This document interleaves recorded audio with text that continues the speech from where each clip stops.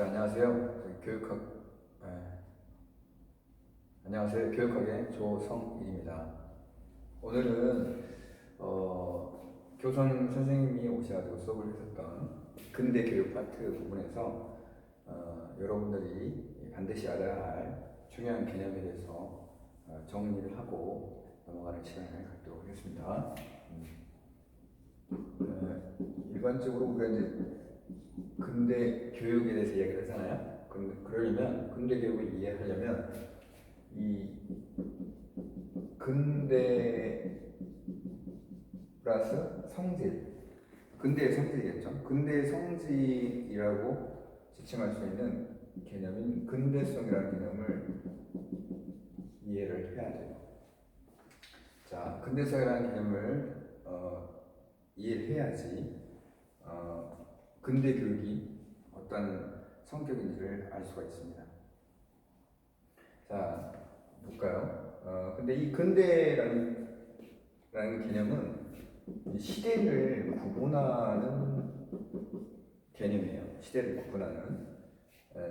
누가 이렇게 구분했냐? 이 마크스라는 사람이 구분했어요. 그러니까 공산주의 창시자죠. 그래서 이 사람이 이렇게 세 토막을 나눴는데 근대가 가까울 근자거든요. 가까울 근자.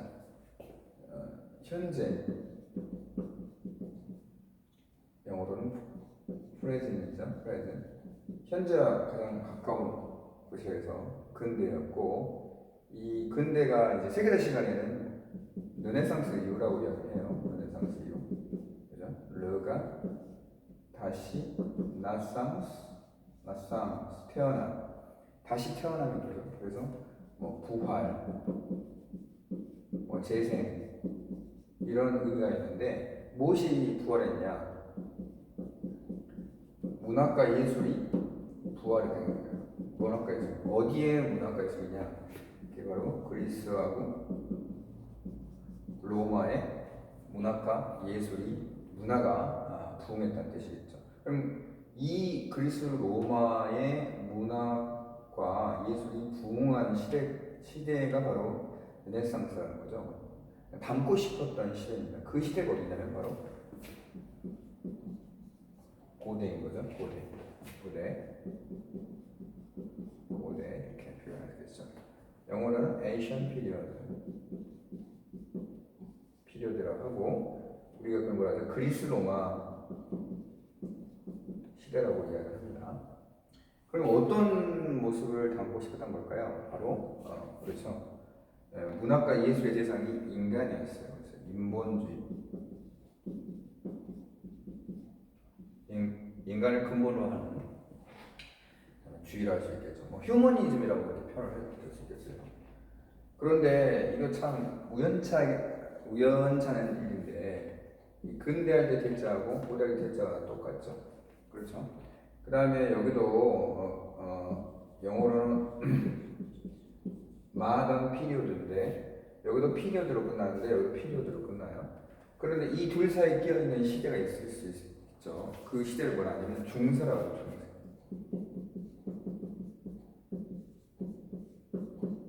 가운데 끼어있다 해서 가운데 중세라서 중세라고 해요. 그런데 영어로는 미들 에이지라고 해요. 그러니까 이 끝나는 부분의 말이 우연찮지만 다르죠. 여기도 근대인데 여기만 뭐예요? 세죠. 그래서 이질적인 공간이에요. 만약에 이 시기가 색깔로 말하고 화이트라면 여기도 화이트죠. 근데 중세는 근대하고 달라요. 색깔이. 그래서 이 시기를 검은색으로 표현할 수 있겠죠. 하얀색과 하얀색 사이에는 이질적인 색깔을 갖고 있는 시기. 그죠? 그 다음에 근대가 담고 싶었던 인간 본연의 문화랑 달랐던 문화를 가졌던 시기. 이 중세 시대는 여러분 한 1000년간이라고 이야기를 하는데, 여러분 어떤 문화가 중요한 문화였어요? 그렇죠. 중세 기독교 사회라고 이야기하죠. 일반적으로 중세 기독교 사회라고 이야기를 합니다. 여기서 기독교라는 것은 우리나라에서 쓰이는 너 종교가 뭐냐 이렇게 기독교요라고 하는 그 개념이 아니에요. 그런 협소한 개념이 아니라 여기서는 카톨릭과 다음에 저기 이제 러시아라든지 동유럽에서 믿고 있는 정교회를 포함한 큰 의미의 기독교를 말하는 겁니다. 우리가 한국에 쓰고 있는 그 목사님이 설교하시는 그 교회는 이제 15세기, 16세기에 나오기 때문에 아직 나오지를 않았어요. 알겠죠? 그래서 이 시대는 신중심의 사회죠. 그러니까 차이점을 보자면 이 르네상스 시기는 인간 중심의 뭐 예를 들면 인지론적으로 보면은 인식론적으로 보면은 뭐 이성, 뭐 합리성을 다시 부활시킨 거죠. 이성과 합리성을 부활시킨 거였죠. 그렇죠? 그런데 여기도 이성과 합리성이었겠죠. 이성과 합리성. 그렇죠? 그럼 여기는 뭐가 중요했을까요? 학문이라든지 인식이라든지 인지론적인 측면에서 뭐가 중시되냐면 이건 종교가 중요하죠. 종교니까 뭐가 중시됐겠죠? 믿음이 중시되었겠죠. 그래서 이질적인 거예요. 이 중세가. 그래서 이 시기를 많은 서양학자들이 뭐라고 표현을 하냐면 이 시기를 암흑시대라고 표현을 해요. 암흑시대. 이 암흑시대는 인간의 이성이나 합리성 자체가 중시되지 않았고 그 다음 문학과 예술에 있어서도 뭐죠? 이제 신이 중요한 그 문학과 예술의 대상이었지 인간이 문학과 예술의 대상이 아니었다는 걸 알 수 있습니다. 굉장히 이질적인 인식인 거예요. 그래서 시간 순서에서 보면은 고대, 중세, 근대 이런 방식으로 이제 나가지만 그래서 고대 그리스 로마 중세 기독교사회 근대사회 이렇게 나가지만 실제적으로는 이 개념이 만들어진 중요한 개념인데 개념의 탄생.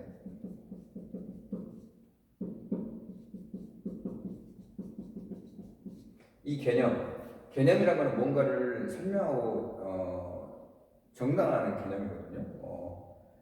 그렇죠. 여러 가지 A, B, C, D에 있는 속하는 속성의 공통점을 뽑아서 이름 붙인 거가 수 있죠. 컨셉인데 이 개념이라는 게 탄생된 거예요. 탄생. 어떤 현상을 설명을 하니까 어떤 현상을 정당화하니까 개념을 붙인 건데 르네상스인들이 이 시대를 구분한 거죠. 시간이라는 거는 여러분 뭐예요? 시간이란 건 원래 무목적적이고 그 다음에 칸막이가 없어요. 그냥 흘러가는 거니까 자연적으로 흘러가는 거니까. 근데 인간이 어떠한 현상을 설명하기 위해서 개념이라는 말을 통해 가지고 시간을 칸막이를 만든 거예요. 그죠? 그래서 이 자연적인 시간의 흐름으로 보면은 고대, 중세, 근대의 순서로 진행이 되겠지만 이 인식의 순서로는 그다음 개념이 탄생하는 순서로는 뭐가 제일 먼저 있겠어요? 그렇죠. 근대가 가장 먼저였고 그 다음에 자기가 담고 싶었던 근대와 가장 닮았던 시기가 어디죠? 인간성이 발현됐던 시기 고대가 그 다음에 있고 그 사이에 끼어 있는 거를 상상하다 보니까 중세라는 개념이 나왔겠죠. 그렇죠. 그래서 이제 드디어 이제 이런 삼분법적인 시기 구분이 나온 겁니다. 그래서 이런 시간을 구별하는 방법 자체가 보편적으로 지금 뭐 동양 서양 할 것 없이 쓰여지고 있기 때문에 우리는 이 구별법을 잘 알아야겠어요. 자, 그런데 이제 그리고 이제 현재는 지금 우리가 서 있는 곳이잖아요. 그리고 이 마던이라는 말을 어떤 사람들은 이제 뭐라고 하냐 현대라고도 이렇게 표현을 해요. 그래서 경우에 따라서는 근대와 현대를 같이 보는 사람도 있어요. 용례로 쓰는 사람도 있어요. 그러나 이제 선생님이 쓰는 건 현대라는 개념을 쓰지 않습니다. 예를 들면 뭐 영어에서는 contemporary라고 하죠. contemporary. 그렇죠? 템포가 시간이 폰이 함께니까 동시대인의 역사에서 현대사를 contemporary history라고 해요. 예를 들면 할아버지, 그 다음에 뭐 아버지, 뭐 3대가 있는 3대는 일대가 아버지와 나사의 40년 차이니까 30년인가 약 100년 정도 시간을 공유하고 있는 시기를 현대사라고 이렇게 말을 하는 사람이 있어요. 그래서 역사 전공자들은 현대에 대해서 이야기를 잘 하지 않으려고 하죠. 왜냐하면 관련되는 사람들이 과거에 100년 안팎으로 관련되는 사건에 관련되는 사람들이 죽지 않았고 살아있기 때문에 객관적으로 뭔가를 진술하기 어렵다고 생각하기 때문에 그런 이제 기술을 하는 것을 피하는 경우가 있을 수 있겠어요. 이제 어찌됐든 간에 우리는 이런 식으로 시대 구분을 누가요? 르네상스인들이 자신을 설명하고 이해시키기 위해서 자신이 살았던 시대를 설명하기 위해서 이런 개념을 만들어냈단 말이죠. 그럼 왜 만들어냈을까요? 이 개념 자체를. 그렇죠. 중세와는 다른 어떤 새로운 무언가가 나왔기 때문에 중세에 쓰이고 있는 말이라든지 중세에 쓰이고 있는 개념으로는 설명할 수 없는 어떤 무언가가 나왔기 때문에 새로운 개념들을 만들어낸 거예요. 그래서 여러분들 막스라는 사람이 이제 이건 사회주의자, 공산주의자 또는 경제적 관점으로 이 세계를 시간을 역사를 구분한 사람이니까 이 사람 입장에서는 고대에 있어서 경제적인 거, 생산력이나 생산 관계, 생산 양식이 각각 달랐다고 해요. 역사라면은 변화를 동일하지 않고 변해가는 것을 연구하는 학문이니까 특히 변화 중에서 뭐예요? 발전을 연구하는 학문이니까 생산력과 생산 관계 또는 생산 양식이 어떤 방식으로 변했는지를 연구하는 게 경제 역사 또는 경제사가 될 수 있겠죠. 그래서 막스 입장에 보면은 고대에는 생산수단이 뭐였냐? 생산수단. 생산할 때 필요한 수단이 생산수단이에요. 생산수단. 근데 생산수단이 많으면 부자겠죠. 이 생산수단은 노예라고 생각했어요. 그래서 일반적으로 우리가 이걸 고대 노예제 사회를 하고 중세 때는 생산수단이 뭐였냐면 노예가 많은 게 부자가 아니라 땅이 많은 사람이 부자였던 거예요. 그래서 땅을 매개로 해가지고 이제 뭐냐면 하이라키 계급 구조라든지 아니면 이제 권력 구조가 만들어졌었는데 그래서 이 시기를 중세 봉건제사라고 해요. 봉건제사라고 이야기해요. 봉건이라는 것은 땅을 나눠 가졌다는 뜻이에요. 그래서 그러니까 지방 분권적인 정치 형태. 근데 무슨 말이냐면 왕이 누구에게?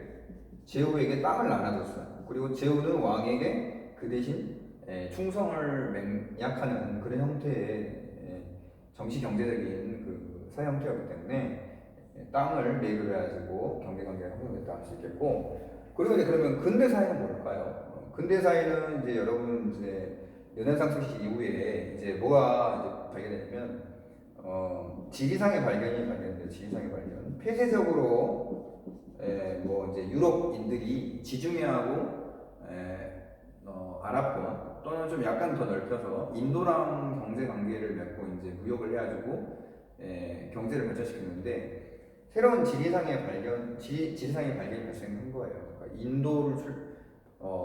인도로부터 출발해서 이제 여러분 잘 알고 있는 마젤란이라든지 그다음에 콜럼버스 있잖아요. 신대륙이 발견된 거죠. 물론 신대륙은 아니지만 이들이 신대륙을 발견했다고 이제 생각을 했어요. 그러면서 이제 뭐냐면 무역의 범위라든지 대상 자체가 넓어진 거죠. 그러면서 이제 상업혁명, 그렇죠. 물건을 지금의 아메리카에서 떼와가지고 그거를 비싼 걸 파는 거예요. 엄청 폭리를 얻을 수 있겠죠. 그러면서 어마어마한 화폐 유통이 이제 유럽에서 행해나게 되는데 그래서 거부가 된 사람들이 굉장히 많겠죠. 근데 그 거부가 된 사람들이 대부분 누구냐라고 했을 때 기존에 있는 귀족계층, 땅을 갖고 있는 귀족계층들이 아니라 모험을 통해 가지고 자기 지위를 변화를 꿈꿨던 사람들이 있었겠죠. 되게 모험적이면서 진취적인 사람들. 그들이 상인이었어요, 상인. 그래서 상업혁명이고 상업혁명을 일으킨 거죠. 지위가 올라갔겠죠, 상인들이. 지위가 급상승을 했겠죠. 그래서 무슨 가격혁명 이런 일이 발생하게 되는데 상하론과 함께 여러분이 느낀 것처럼 벌써 느낌이 어떤 거예요? 그냥 경제적인 거죠. 근데 그래서 자본주의가 형성돼요. 그래서 근대 자본주의 사회라고 우리가 일반적으로 이야기해요. 그래서 역사가 고대 노예제 사회에서 중세 공군제 사회, 그 다음에 자본을 매개로 하는 근대 자본주의 사회로 발전을 해왔다라고 우리가 일반적으로 대전제를 한 다음에 역사를 보는 경향이 있습니다. 그러면 우리 이제 근대가 이제 어떻게 탄생됐냐 봐야 할 거 아니에요? 이제 그거에 대해서 선생님이 이제 이야기를 이제 하도록 할게요.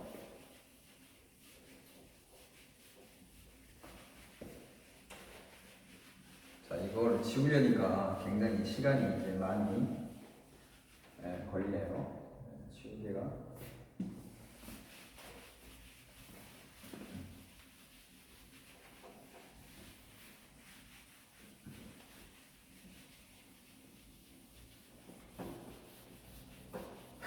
이 진하게 써도 보면 안 될 것 같네요.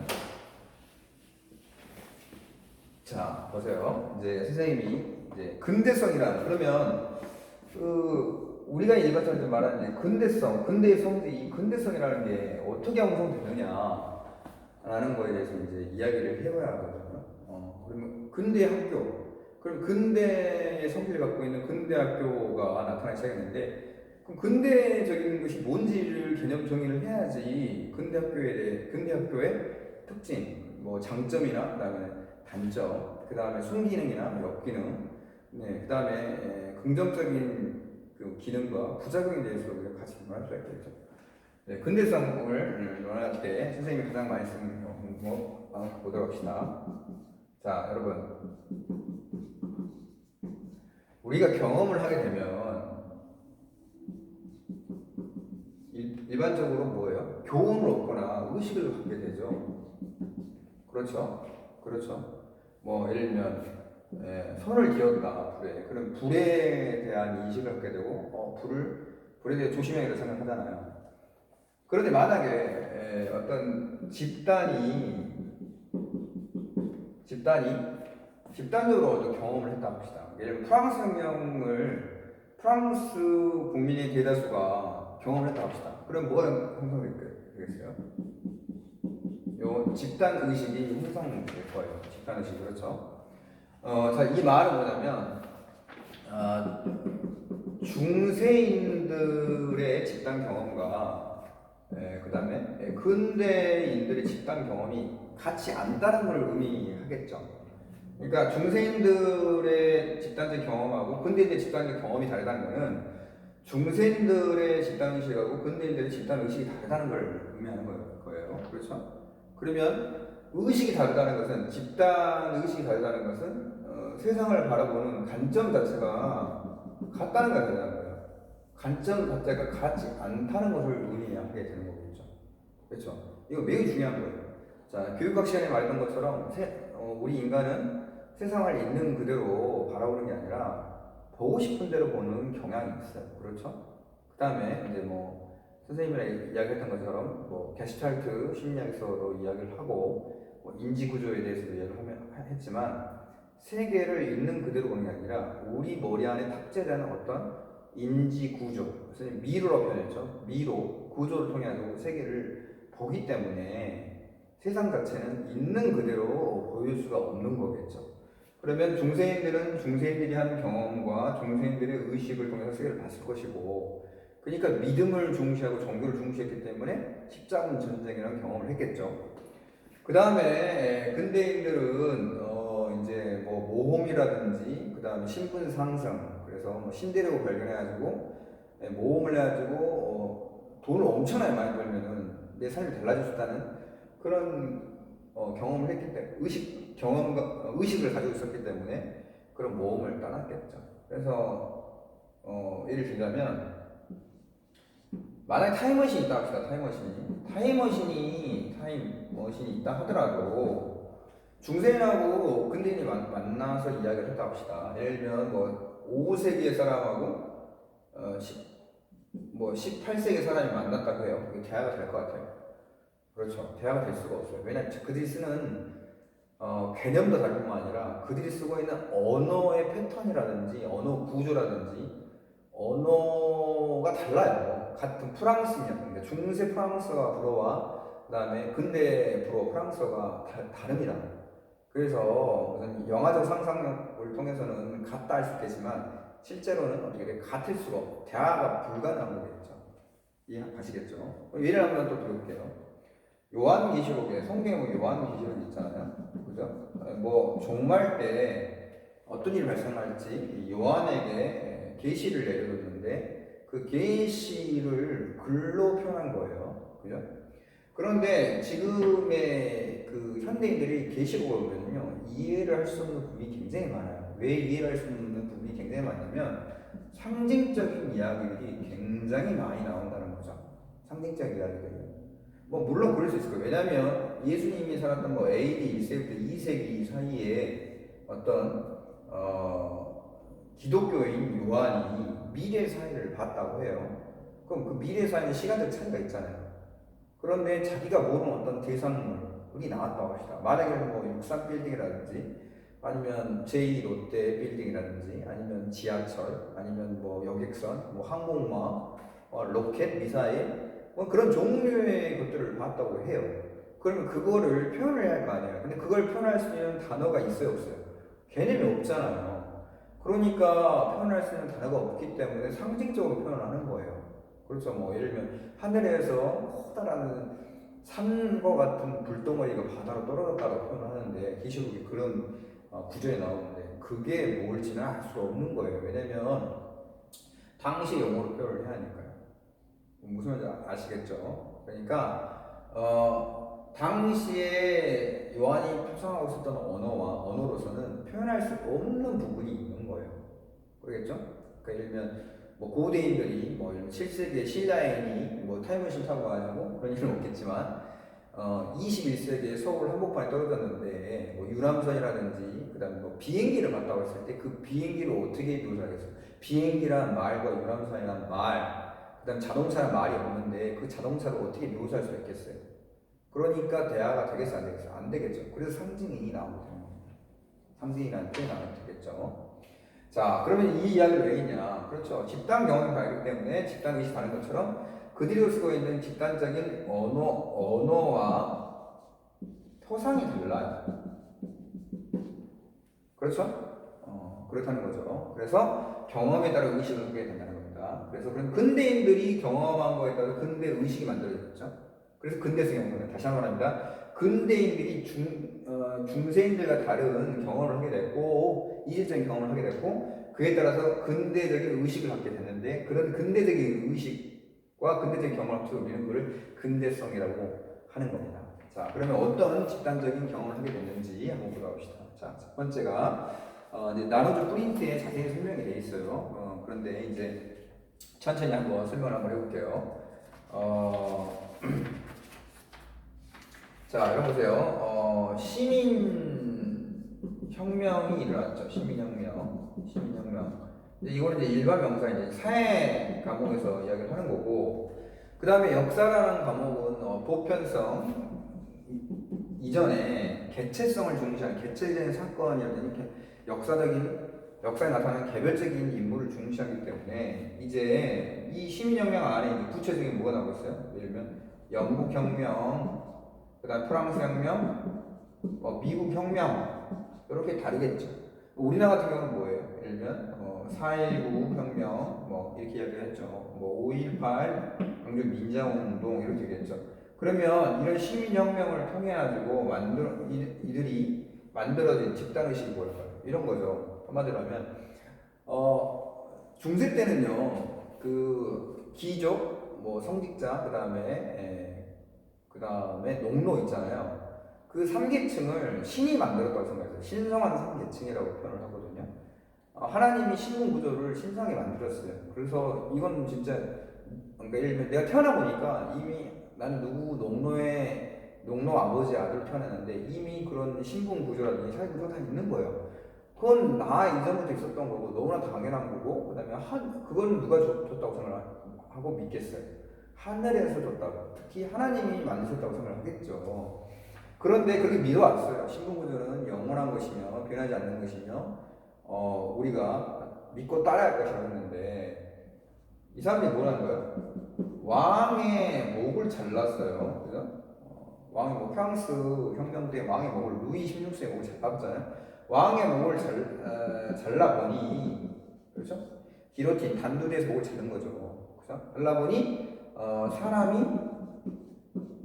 평등하다는 것을 알게 된 거예요. 처음으로. 그래서 왕의 목을 잘라보니까 좀 몰랐는데 왕의 목을 잘라보니까 사람이 평등하다는 생각과 의식을 갖게 된 거예요. 그렇죠? 그런 집단의식을 뭐라고 하죠? 그렇죠. 그거를 바로 민주주의라고 합니다. 민주주의라고 하는 거예요. 영어로 뭐죠? 데모크라토스가 바뀐 거죠. 데모가 뭐예요? 민중이고 크라토스는 뭐예요? 권력이에요. 그래서 민중이 권력을 갖고 있는 거죠. 그죠? 그러니까 왕이 통치를 하는 시대였는데 이제 뭐냐면 민중이 통치를 하는 시대가 된 거예요. 그렇죠? 그래서 뭐가 발생한 거죠? 인식의 전환이 발생한 거죠. 중세 근대로 완전 다른 사회예요. 왕의 목을 잘라보니까 경험을 해보니까 인간이 평등을 하고 인간을 신분 구조로 1단계, 2단계, 3단계로 세계층을 나누는 잘못된 구나라는 의식을 처음으로 뭐 한 거예요? 그 사람들이 집단 의식을 갖게 된 거예요. 그게 바로 근대 의식이고 그 근대 의식이 바로 근대적인 시민혁명이라는 경험을 합쳐서 근대성을 만들어낸 거겠죠. 그렇죠? 그러면 그 민주주의를 이제 뭐냐면 포상하는 대표적인 개념들이 뭐예요? 그렇죠. 자유예요, 자유. 뭐예요? 평등. 그렇죠? 선택. 이런 거예요. 그래서 이런 생각을 갖고 귀족계층이라든지 또는 왕에게 저항을 한 사람이 있었겠죠. 그럼 감옥에다 가졌을 거 아니에요. 그래서 이제 뭐가 나왔겠어요? 신체의 자유가 나온 거예요. 내 신체를 가두지 말라. 그렇죠? 근데 왜 가뒀어요? 인간 평등하다고 엉뚱한 소리 하니까. 그러니까 뭐 표현의 자유. 그죠? 표현의 자유. 근데 표현을 한 거잖아요. 표현은 어디서 난 거예요? 그 사람이 믿고 있는 어떤 신념에서 나온 거잖아요. 그건 양심의 자유. 그죠? 그죠? 그 다음에 이 표현 자체를 뭐 하는 거죠? 언론. 실제로 어떤 종이 페이퍼 위에 글을 표현할 수 있는 그런 언론 자유. 그죠? 근데 언론 자유 또 이제 이런 언론을 통해 자유가 있으니 감옥에 가뒀을 거 아니에요. 그래서 뭐 집회, 뭐 결사의 자유. 그죠? 그 다음에 양심 중에 가장 대표적인 게 뭐예요? 신념의 자유 중에 하나가 뭐 종교의 자유. 이런 게 이제 막 엮여서 만들어지기 시작한 거예요. 그렇죠? 가장 대표적인 종교의 자유로부터 시작한 혁명이 뭐죠? 바로 영국의 시민혁명이 알 수가 있겠죠. 그죠? 그 다음에 이제 평등은 뭡니까? 사람이 사람답게 살 수 있는 권리라든지, 귀족과 그 다음에 평민, 그 다음에 농노가 다르지 않다는 거죠. 뭐에 대해서 이거예요? 권리에 대해서 얘기를 하는 거예요. 권리, 그렇죠? 자유도 마찬가지지만 평등할 수 있는 권리에 대해서 얘기를 하는 거예요. 그죠? 인간으로서의 이제 인권에 대해서 얘기를 하는 거죠. 인권. 이 자유, 평등, 선택. 인간이 인간다울 수 있는 이유는 동물과 다른 이유는 인간이 자유롭기 때문이다. 그죠? 인간이 평등하기 때문이다. 그렇죠? 인간이 기계와 돌과 같은 사물과 달리 뭔가를 선택할 수 있기 때문이다라고 그 인간의 권리에 대해서 얘기를 하는 거예요. 그죠? 그래서 한마디로 하면 어떤 개념? 인간이 인간다운 게 뭐냐라는 이런 질문에 대해서 이 질문에 대해서 근대인들은 시민혁명이라는 집단 경험을 통해서 인간은 자유롭고 평등하고 선택할 수 있어야 한다는 그 다음에 인간에게 지배를 받아서는 안 된다는 민주주의라는 의식을 갖게 된 거죠. 그리고 근대인들은 이 민주주의라는 개념을 만들어서 현상을 설명하고 현상을 정당하게 됩니다. 이해하시죠?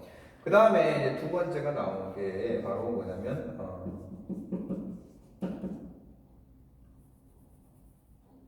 여러분 알고 있는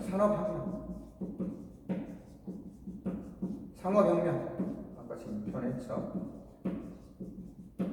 그죠?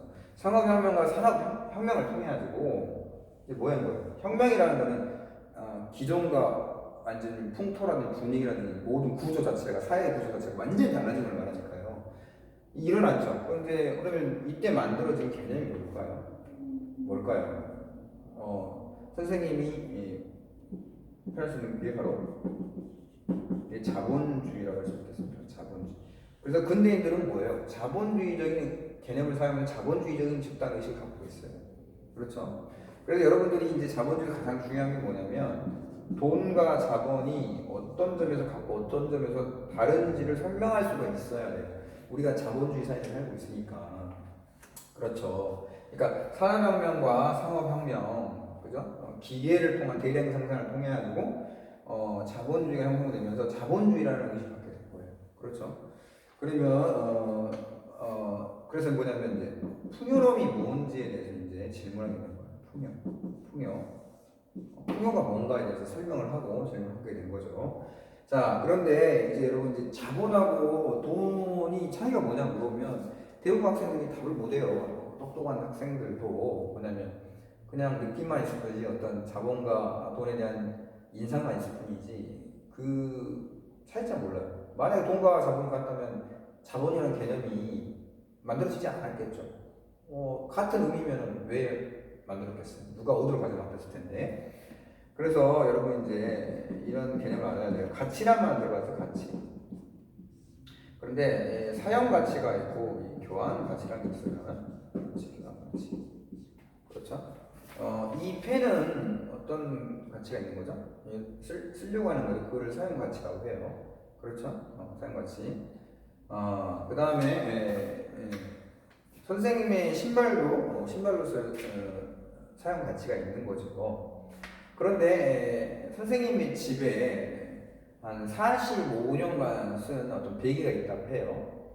그런데 이 베개가 이제 뭐 머리를 받치고 잘 때 쓰는 용도라는 의미에서 사용 가치가 있겠죠. 근데 이거를 시장에 내다 팔았을 때 어떤 사람이 큰 45년 동안 의미가 있으니까 내가 그거를 몇 병만 주고 사겠다라고 할 사람 없잖아요. 그러니까 교환 가치가 성립하지 않는 거예요.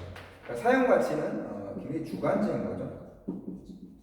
그런 거죠. 예를 들면 그 45년 된 그 베개는 뭐냐면 그 파는 사람의 팔려고 했던 사람의 어머니 건데 아버지가 45년 전에 어머니한테 청혼하면서 줬던 선물인 거예요. 그러니까 시장에서는 판매가 될 수 없는 그런 상품이지만 어머니께서는 굉장히 주관적으로 가치를 갖고 있는 주관적으로 사용 가치가 굉장히 높은 그런 물품이겠죠. 그런 가치가 사용 가치가 될 수 있겠어요. 다이아몬드 같은 경우는 이제 사실상 어떤 반짝거리는 돌에 불과하잖아요. 그렇죠? 돌에 불과한데 그 반짝거리는 돌에 불과한 다이아몬드의 사용 가치가 크지는 않아요. 그죠? 돌이 뿐이니까. 그런데 왜 다이아몬드를 전부 다 가지려고 하냐? 바로 교환 가치가 성립하는 시장 있잖아요. 시장에서 그 물건을 팔았을 때 살려는 사람들이 있기 때문에 가치를 갖게 되는 거거든요. 그걸 교환 가치라고 해요. 교환 가치. 그러니까 교환 가치, 사용 가치라는 개념과 교환 가치라는 개념의 차이점을 알겠죠. 교환 가치는 이제 객관적이겠죠. 객관적. 사는 사람하고 파는 사람이 있다는 거고, 그 사는 사람하고 파는 사람이 교환이 이루어지는데 그 교환이 이루어지는 것이 바로 시장인 거예요. 시장에서 파는 사람과 사는 사람이 적정한 점에서 가격이 형성돼야죠. 교환이 이루어지는 거죠. 그게 바로 교환 가치예요. 그렇다면 자본은 뭘까요? 바로 자본은 이 교환 가치가 이루어지는 것을 뭐라고 할까요? 자본이라고 해요. 그러면 그래서 돈이라는 것은 코인이라든지 페이퍼만 돈인 거죠. 그런데 이제 뭐냐면 예를 들면 학교 건물이죠. 학교 건물도 이게 이제 부동산 시장에 내놓으면 어떻게 되죠? 살려는 사람이 있잖아요. 그리고 어느 정도의 가치를 가치를 생각을 하고 그걸 사잖아요. 교환이 가치가 성립되는 거죠. 그래서 학교도 자본인 거예요. 그러면 뭐 기계라든지 이런 것도 뭐가 될 수 있겠어요? 자본이 될 수 있겠죠. 그럼 심지어 선생님은 자본일까요, 얼마 아닐까요? 선생님이 일을 하잖아요. 선생님 자본이 될 수 있어요, 없어요? 자본이 될 수 있는 거죠. 무슨 말이에요, 선생님이? 선생님의 노동력이 있을 거 아니에요. 그러면 노동력을 상품으로 거래하는 노동 시장이 있어요, 그죠? 노동 상품, 인력, 그죠? 노동력을 거래하는 노동 시장이 있을 거 아니에요. 선생님은 뭐 이제 교사를 한지 이제 뭐 26살부터 시작했으니까 아마 20년 됐다고 예를 쳐봅시다. 그러면 어떻게 돼? 20년이니까 뭐 1시간당 선생님의 노동 가치가 얼마냐면 12만 원이라고 합시다. 그러면 선생님 뭐 얼마예요? 1시간당 12만 원의 노동력의 가치를 갖고 있는 상품인 거예요. 선생님 1시간당 12만 원의 도를 지불할 만큼의 노동의 가치를 갖고 있는 노동시장의 상품으로서의 상품으로서의 자본인 거예요. 무슨 말 알겠죠? 그래서 뭐 의사분들이 왜 여러분 뭐 각광받는 직업이냐? 이 사람들은 교환 가치가 굉장히 높기 때문에 그런 거예요. 교환 가치가 높다는 것은 상품이 고퀄리티고 그 다음에 그러한 능력을 갖기 위해서는 오랫동안 뭐 언어라든지 기술 자체를 숙련하고 배웠다는 뜻이에요. 그러니까 의사들 전문의가 되려면 10년 이상 훈련을 받잖아요. 그리고 예를 들면 일반 다른 직업을 갖고 있는 사람들은 4년만 대학을 다니는데 이 사람들이 10년 다닌단 말이죠. 그러면 10년 동안 선생님이 뭐 1년에 1,000만 원 정도 됐다 하면 4천만 원 정도를 들여서 졸업장을 따내는데 의대 다니는 사람들은 뭐 1년 1,000만 원이 아니죠. 1년에 막 예를 들면 뭐 5천만 원 들었다고 합시다. 그럼 5천만 원이 10년이면 얼마예요? 5억이잖아요. 그러니까 4천만 원인데 5억이니까 당연히 그 사람의 의사들이라든지 변호사의 노동 가치는 높아지겠죠. 그렇죠. 교환 가치가 높고 그다음에 노동 시장에서 당연히 비싼 가격으로 팔리겠죠. 그래서 의사가 되려고 하는 거예요. 그런 의미에서 노동도 이제 뭐냐면 교환 가치가 있거든요. 그래서 교환 가치가 성립한 건 다 자본이라 할 수 있어요. 알겠죠? 그게 자본주의예요. 그러니까 자본주의라는 건 뭐예요? 시장에 있어서 팔 수 있는 거는 다 자본이 될 수 있는 거예요. 교환이 가능한 거. 그게 바로 자본주의인데 이런 생각은 중세인이나 고대인들은 하지 않았다는 거죠. 그럼 토지는 여러분 뭡니까? 어떤 사람에게서 사용 가치로서 예를 들면 어떤 마을의 공동체 사이에서의 어떤 귀중한 토지가 있었다고 그래요. 공유지가. 거기서 동네 사람들이 쉬기도 하고 같이 이제 방목도 하고 뭐 놀기도 하고 굉장히 다양한 의미 갖고 있는 그런 방목지였다 합시다. 그런데 이제 중세 때는 그런 의미였는데 이제 근대 사회가 되니까 어떻게 된 거예요? 그 공유주의 이제 비극이라는 개념이 이제 나타나기 시작하는데 그 공유주의 자체가 어떤 사람이 있어서 자본이 된 거죠. 시장에서 팔아서 교환 가치 성립해가지고 팔 수 있는 개념이 돼버린 거예요. 그러죠? 그런 생각은 중세인들은 안 해요. 그런데 근대인들은 부동산 개념을 탑재를 하면서 땅을 땅으로 보는 게 아니라 땅을 추억의 공간으로 보는 게 아니라 내가 자랐던 곳, 우리 동네 어린이들이 뛰어놀았던 것이 아니라 저거는 얼마겠구나라는 이제 의식을 갖게 된 거예요. 그게 바로 뭐냐면 자본주의라는 의식이고 자본주의라는 개념이에요. 그렇죠? 그래서 근대인들이 뭐죠? 시민혁명을 통해서 민주주의라는 의식을 갖게 된 것처럼 근대인들은 산업혁명과 상업혁명을 통해서 자본주의라는 의식을 갖게 된 거예요.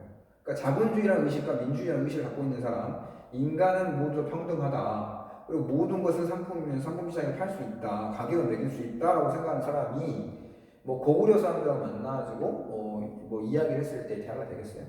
대화가 되지 않겠죠. 왜냐하면 사람은 언어를 통해서만 세상을 바라볼 수 있고 언어를 통해서 세계를 이해를 하는데 민주주의라는 자본주의라는 개념을 가지고 세계를 바라보고 생각하는 근대인들 입장에서는 신분제 사회가 태어날 때부터 있었던 것이고 신분제 사회라는 것은 변할 수 없는 질서라고 생각했던 뭐 고구려 시대 사람들 로마인들 입장에서는 이해할 수 없는 것이고 타임머신이 있다 하더라도 그에 대한은 불가능할 겁니다. 이게 바로 근대적인 사고고 바로 근대적인 의식이고 이런 것을 근대성이라 할 수가 있겠습니다. 자, 지금 이제 시간이 30분이 넘어갔기 때문에 제가 나머지 실증주의, 그다음 과학혁명, 그다음에 민족주의, 국민주의, 그다음에 국민국가, 민족국가의 수립 이 부분은